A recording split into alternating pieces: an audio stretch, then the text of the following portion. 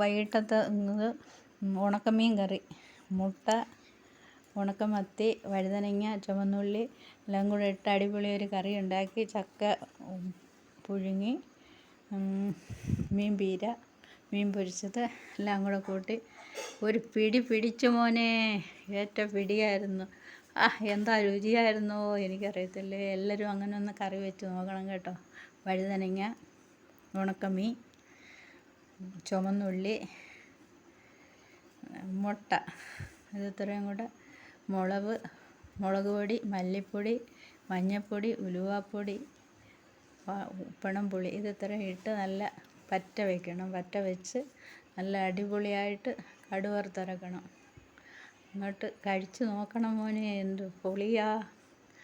അടുത്തൊരു വീഡിയോ ആയി കാണുവരെ എൻ്റെ വീഡിയോ കണ്ട് ഇഷ്ടമായ എല്ലാവരും എന്നെ ലൈക്ക് ചെയ്യണം, സബ്സ്ക്രൈബ് ചെയ്യണം, ഷെയർ ചെയ്യണം. അടുത്ത വീഡിയോ ആയി വരും വരെ ബൈ.